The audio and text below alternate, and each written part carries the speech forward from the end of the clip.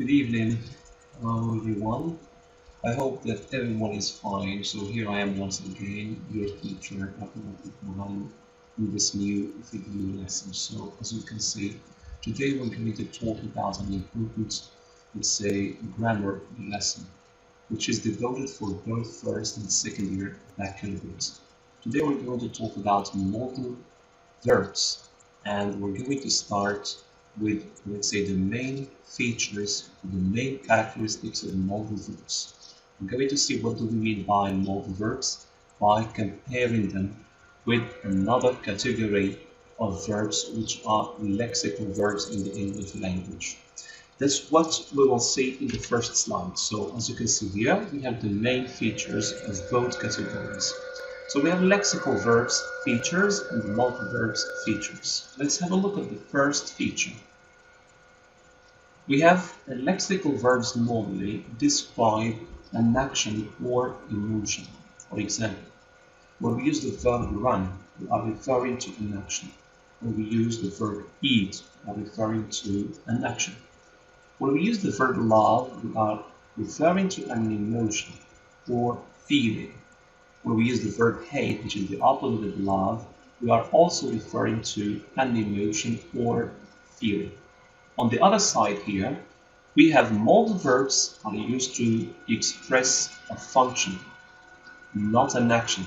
A function like ability. With the modal verb can. I can run long miles.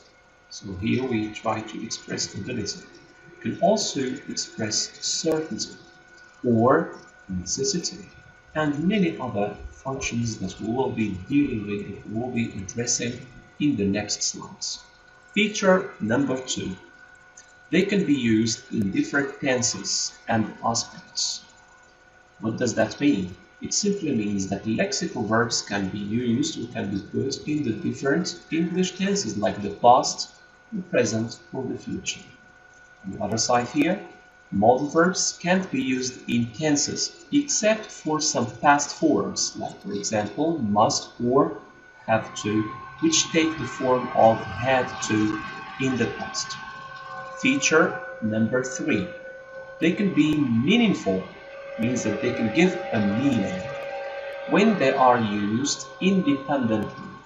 Lexical verbs can be used independently, which means that they can be used alone. When we say, for example, travel. Travel gives us, if you want, a meaning. It tries to actually reflect an action, of the action of traveling in our mind. Fly or drink. Feature number 3 for modal verb, as you can see, is that they are not meaningful when they are used independently. When we say, for example, must, it doesn't have any meaning. Good. So these are the main features of lexical verbs and compared to the main features of modal verbs. So the next slide will be actually shedding light on the different functions that we use or for which we use these modal verbs. Okay? The different functions which are expressed by particular modal verbs that we will actually try to pinpoint in the slides today. So we have can, could, or be able to. So can, could, and be able to are used to express ability. For example, Mark can walk on his hand. Okay, he can walk on his hands. Number 2, my granddad could speak Russian easily. My granddad, my grandfather, could speak Russian easily. A stuntman or a stuntwoman, someone who can do or perform some extraordinary actions with their body. For example, a stuntman is able to pull a track with a rope tied to his hair, which means that a stuntman is able to pull a track with his hair. You have some practice sentences here that you are going to fill in with the appropriate modal verb. James swim in cold water. We can simply say that James can swim in cold water. My ex-English teacher explained lessons very easily. Or if you want, very clearly. My ex-English teacher could explain lessons very easily or clearly, as we said. TV reporters speak more than one language. Simply say TV reporters are able to speak more than one language. Good. The second function that we have is that of permission. Permission means allowing someone to do something. We can also use can once again to express permission, and this is what you will be actually noticing. There are some, if you want, modal verbs which are used to express different functions. These are multifunctional modal verbs. So we have can, may, or could. For example, when you ask for permission, it should be in the interrogative form, in the question form. Can I use this calculator in my maths exam? Or if you want, can I borrow it? May I try your new bike? If you just bought this new bike, may I have, for example, a ride if you want? Could I exchange my phone with the new model? So he wants a new version of mobile phones. So here we have can, may, and could. Let's have a look at the following practice exercise. I ride your bike to the market. So here we have, can I ride your bike to the market? I sit next to you when the train arrives. It is simply, may I sit next to you? We make an order at your company, please. But we make an order because we read a new article or would like to order a particular item. Could we make an order at your company, please? So these modal verbs that we've actually seen here, the blue ones, are used to express permission. The next slide is intended to actually express possibility. So possibility can be expressed with can, may, could, or might. Possibility is when something is possible or not. It's, very close to probability, but they are somehow different. Let's have a look at the examples. Our teacher is never absent. He can be sick today. So his absence is something which is, quite strange for us. So he can be sick today. It is a possibility. I may go to France in the summer holiday. I'm not quite sure. Okay? I may go or not. She hasn't come yet. The bus could be late. So maybe the speaker here is expecting somebody to be there, to come at a particular time, but they are always late. The bus could be late. It might rain today. There is a great possibility that it will rain today. Let's have a look at the practice exercise, please. Mary be at the school library as every morning. So here we have a possibility that Mary is at the school library because it is a usual habit. It's a regular habit for Mary. So we can simply say Mary can be at the school library as every morning. We not travel this summer holiday. We may not travel this summer holiday. Maybe because of the pandemic, the coronavirus. Our teacher is very tired. We've noticed this in the morning. So the result is he could be absent this afternoon. He could be, it's possibility. He could be absent this afternoon. Mom might be angry if we come late. Mom might be angry if we come late. So there is a possibility our mother gets angry if we actually arrive early. The next function is obligation. Obligation is when something is mandatory, when something is necessary to respect or to do or to perform if you want. So the modal verbs that we use to express obligation is must, have to, and should. There is some difference between the three modal verbs in terms of the degree of obligation. When we talk about must, for example, we're actually referring to strong obligation. Have to expresses mild obligation. It's as if you say must expresses obligation 100% and have to expresses obligation 60%. Should here expresses obligation, but it takes the form of an advice. Let's have a look at the examples. You must apologize for your mistake. You must. Okay, it's 100%. It's strong obligation. You have no choice because you actually made a mistake, so it's necessary and it's obligatory to apologize for your mistake. You have to take your medicines on time. So you have to here does not express obligation about taking medicines, no, but taking them on time. So you have to take your medicines on time. You should respect others. This is an obligation. So everyone should respect other people. The practice exercise here is number 1. All passengers tie their seat belt during takeoff and landing. So it's normally a necessity, it's an obligation. You cannot fly a plane or maybe travel on board a plane without tying your seat belt, particularly during takeoff and landing.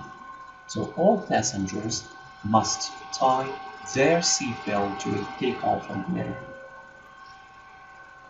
Citizens have to respect all lockdown measures. We should not quit our home. We should not go out. We should not leave our houses in order to respect the lockdown measures to avoid the infection with the current and the novel pandemic. So citizens have to respect all lockdown measures. You respect the prescribed dose. We're talking about the dose, which is the amount of a prescribed drug or a prescribed medicine. So you should respect the prescribed dose. And of course, the prescribed dose, it is prescribed by a doctor. The next function is prohibition. And in order to express prohibition, we use the negative form of must. It is mustn't. Young drivers mustn't drive at high speed. Look at the sentence, please. Young drivers mustn't drive at high speed because it might be risky. It might be hazardous to their life. So the practice exercise here says you put yourself at risk. So the only thing that we can say is that we don't have to do that. So it's prohibited, it's not allowed. It is something which is banned, or something which is forbidden. So you mustn't put yourself at risk. Athletes take banned substances to boost their energy. Banned substances. This is something that has to do with doping. Athletes mustn't take banned substances to boost. To boost means to empower, to strengthen their energy. Heads of states, which means kings and presidents, heads of states mustn't neglect the voice of their people. They should not be indifferent to the calls and the voices of their people. Good. The next slide is about necessity. So here, in order to express necessity, something that is needed, we use need or have to. So in order to express necessity, we have need. Many students need internet to pursue their studies. So many Moroccan students nowadays are actually studying from far away or distant classes, so they need internet. They need strong connections, we say. You have to study hard if you want to succeed. So if you want to succeed, it's necessary to study hard. So instead of saying it's necessary, we can use the modal verb have to. You have to study hard if you want to succeed. Good. The practice exercise is as follows. During school time, students to sleep early. So during school time, students need to sleep early. They need, it's a necessity in order to wake up early. Successful people toil. Toil means work very hard for a particular goal or purpose. Successful people toil for so long to reach higher positions. So successful people, they need to toil, or they have to toil for so long to reach higher positions. Successful people have to toil for so long to reach higher positions. 3. To be a pilot, you need to fly thousands of hours in your trainings. Numbers of hours. You need H and S here. I'm sorry for the mistake. They need to fly thousands of hours in your training school. Good. So that's all about necessity. The next function is lack of necessity. So in order to express lack of necessity, we use the negative form of need, which is needed, or don't need to, or don't have to. We have, for example, you needn't hurry, the train is delayed. The train is still there, right? You hurried as you didn't know about the delay.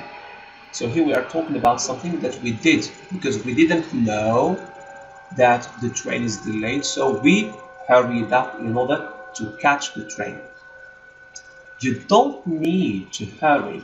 The train is delayed. So in this second example, we already knew that the train is delayed, so there is no necessity to hurry up. We can walk very slowly and we will get on time. You don't need to hurry, the train is delayed. You know about the delay, so don't hurry. You don't have to apply for a visa to Malaysia. You don't have to apply. It means it's not necessary. Let's go to the practice exercise, please. You take a taxi to the cinema. The film has already finished. So, you don't need to take a taxi to the cinema because the film has already finished. We complain about the meal. The waiter heated it. So we don't have to complain about the meal. The waiter heated it. Okay? This channel is free. You needn't, or you don't need to pay for film streaming. You don't need to pay for film streaming. So these are the modal verbs which are used to express lack of necessity or absence of necessity, or the state or the fact when something is not necessary. So the next function is advice, and this is the last function that we have in this slide. So we use should and ought to. For example, you should respect the doctor's prescription, or you ought to drink plenty of water when it's hot. So advice, well, giving something which is adequate, something which is good to do. Should and ought to. And I think we can also use have to here in some cases. Young people respect elderly people. So young people should respect elderly. Parents prevent their children from mobile phone effects. Parents ought to prevent their children from mobile phone effects. We all protect our environment. So we should all protect our environment. Okay? Authorities make campaigns on global warming. Authorities ought to make campaigns on global warming. So the two modal verbs that we have here, should and ought to, can be used to express what we express compliance. So I think this is the last, function that we have in this PowerPoint slide. Thank you so much for following me. Please, if you want more PowerPoint slides and if you want more videos, don't hesitate to subscribe to my YouTube channel, which is English for All. Then you will find the most recent videos that I've actually made. And you can also, log into my Facebook page, which is also entitled English for All on Facebook. Thank you so much for following me on this PowerPoint slide, and see you in another online course. Goodbye.